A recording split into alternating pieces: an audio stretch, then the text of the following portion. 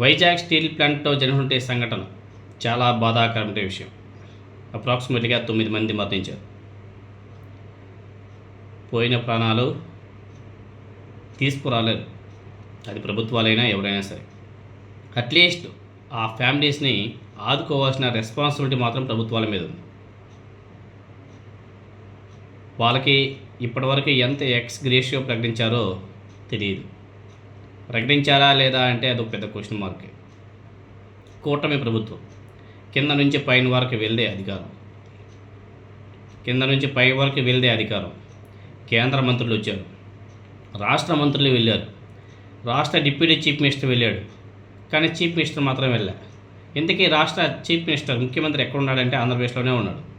ఆంధ్రప్రదేశ్లోనే విజయవాడలోనే ఉంటూ ఆయన విశాఖపట్నానికి వెళ్ళలేదు. అక్కడ క్షతగాత్రుల్ని పరామర్శించలేదు. అక్కడికి ఎవరిని పంపించాడు? నారా లోకేష్ని పంపించాడు, పవన్ కళ్యాణ్ని పంపించాడు, కానీ ముఖ్యమంత్రి మాత్రం వెళ్ళలేదు. ఎందుకు?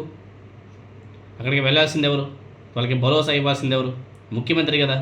సరే, ముఖ్యమంత్రి విదేశీ పర్యటనలో ఉన్నాడు అంటే లైట్ తీసుకోవచ్చు, కానీ రాష్ట్రంలోనే ఉన్నాడు కదా, విజయవాడలోనే ఉన్నాడు కదా. విజయవాడ నుంచి విశాఖపట్నానికి వెళ్ళడానికి ఎంత టైం పడుతుంది? అక్కడికి వెళ్ళి ఆ క్షతగాత్రులను పరామర్శించి చనిపోయిన వాళ్ళకి ఎక్స్గ్రేషియో ప్రకటించాల్సిన రెస్పాన్సిబిలిటీ ఎవరి మీద ఉంది? ముఖ్యమంత్రి గారి మీద కదా. ముఖ్యమంత్రి గారు తీసుకునే నిర్ణయాలే ఇంపార్టెంట్ కదా. వాళ్ళు వెళ్తే, ముఖ్యమంత్రి అనే వ్యక్తి వెళ్తే ఎవరైతే ఆ క్షతగాత్రులు ఉన్నారో, ఆ బాధితులు ఉన్నారో వాళ్ళకంతా కూడా ఏదో ఒక ఆనందం ఉంటుంది, ఎక్కడో తెలియని ఒక ఉంటుంది. ఎందుకంటే ముఖ్యమంత్రి వస్తున్నాడంటే మనల్ని ఎంతో కొంత ఆదుకుంటాడన్న ఆశ వాళ్ళ ఉంటుంది.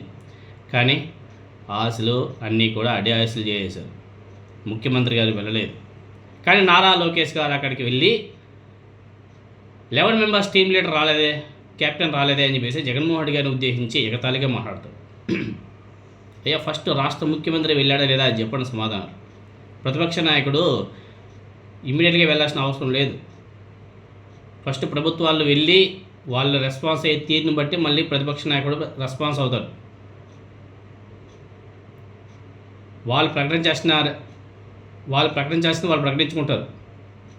మీరు ప్రభుత్వం నుంచి ఏమి ఇస్తున్నారో, ఎలా ఆదుకుంటారో అది చెప్పాల్సింది పోయి జగన్మోహన్ రెడ్డి గారిని మళ్ళీ అక్కడికి వెళ్ళి జగన్మోహన్ రెడ్డి జగన్నామస్తున్నారు తప్ప ఇంకేం లేదు. ఆ నారా లోకేష్ అంతే, ఆ deputy chief minister Pawan Kalyan అంతే. ఇంతకీ నారా చంద్రబాబు నాయుడు గారు ముఖ్యమంత్రి గారు ఎందుకు వెళ్ళలేదు దానికి సమాధానం చెప్పాలి. కూతవేడి దూరంలోనే ఉన్నాడు కదా.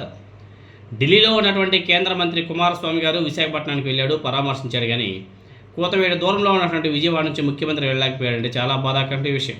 వాటి సమాధానాలు వెతక చెప్పాలి ఫస్ట్. సో ఈరోజు జగన్మోహన్ రెడ్డి గారు విశాఖపట్నానికి వెళ్ళి వైజాగ్ స్టీల్ ప్లాంట్ బాధితులని పరామర్శించబోతున్నాడంట. ఎవరైతే హాస్పిటల్లో చికిత్స పొందుతున్నటువంటి క్షతగాత్రుల్ని ఆయన పరామర్శించి ధైర్యం కూడా చెప్పబోతున్నాడు. జగన్మోహన్ రెడ్డి గారి యొక్క పరామర్శ ఏ విధంగా ఉంటుందో ప్రజలందరూ కూడా ఒకసారి బాగా చూడండి. నిన్న నారా లోకేష్ గారి పరామర్శ చూశారు కదా, అదేవిధంగా పవన్ కళ్యాణ్ పరామర్శ చూశారు కదా. ఈరోజు జగన్మోహన్ రెడ్డి గారు వెళ్తున్నారు, ఆయన పరామర్శ ఏ విధంగా ఉంటుందో చూడండి. ఆయన స్టైల్ ఏ విధంగా ఉంటుందో చూడండి. ఆయన పరామర్శించే విధానం చూడండి. As a common man, as a family member, as a brother, as a ఒక ఇంటికి పెద్దగా ఎలా ఉంటాడో, ఏ విధంగా అయితే రెస్పాన్సిబిలిటీగా ఉంటాడో సేమ్ అలానే వ్యవహరిస్తారు జగన్మోహన్ రెడ్డి గారు. కానీ నారా లోకేష్ గారు అధికారం మతంతో ఏ విధంగా మాట్లాడారని చూశారు కదా. సో ఎనీహౌ మొత్తానికి అయితే ప్రమాదంలో మృతి చెందినటువంటి కార్మిక కుటుంబాలకు సానుభూతి తెలియజేస్తూ, అదేవిధంగా క్షతగాత్రులకు మెరుగైన వైద్యం అందేలా చర్యలు తీసుకోవాలని చెప్పేసి వైఎస్ఆర్ కాంగ్రెస్ పార్టీ నాయకులు ఆల్రెడీ సూచించడం జరిగింది. సో బాధితుల ఆరోగ్య పరిస్థితిని ఎప్పటికప్పుడు తెలుసుకుంటున్నటువంటి వైఎస్ జగన్మోహన్ రెడ్డి గారు అక్కడే స్థానికంగా ఉన్నటువంటి బొత్స సత్యనారాయణ గారు, అదేవిధంగా కేకే రాజు గారు, కన్నబాబు గారు వీళ్ళందరూ కూడా అక్కడ పర్యవేక్షించమని చెప్పి వాళ్ళ దగ్గర నుంచి కూడా ఎప్పటికప్పుడు డేటా కూడా జగన్మోహన్ రెడ్డి గారు తెప్పించుకుంటున్నారు. మీకు అందరికీ గుర్తే ఉంటుంది, గతంలో విశాఖపట్నంలో ఎల్జీ పాలిమర్స్లో ఒక బ్యాడ్ ఇన్సిడెంట్ జరిగినప్పుడు చాలామంది చనిపోయారు. వాళ్ళకందరూ కూడా ఆనాడు ముఖ్యమంత్రిగా ఉన్నప్పుడు జగన్మోహన్ రెడ్డి గారు ₹1 కోటి ఎక్స్గ్రేషియో కూడా ప్రకటించారు. అంతటితో ఆగలేదు. వాళ్ళ నాయకులందరూ కూడా అక్కడే ఉండి దగ్గరుండి అన్నీ క్లియర్ చేసేంత వరకు అక్కడే ఉండి నైట్ కూడా అక్కడే నిద్రపోనించి మొత్తం కూడా టీం మొత్తం కూడా అక్కడే పెట్టి చాలా బాగా చూసుకున్నాడు జగన్మోహన్ రెడ్డి గారు ఆనాడు. మరి ఈనాడు వ్యత్యాసం చూడాలి. ఈరోజు అయితే జగన్మోహన్ రెడ్డి గారు వెళ్తాడు, మరి ఆయన పార్టీ తరఫు నుంచి ఎంత ప్రకటిస్తారు, అదేవిధంగా కూటమి ప్రభుత్వం మీద ఎటువంటి విమర్శలు చేస్తాడు అన్నది చూడాలి.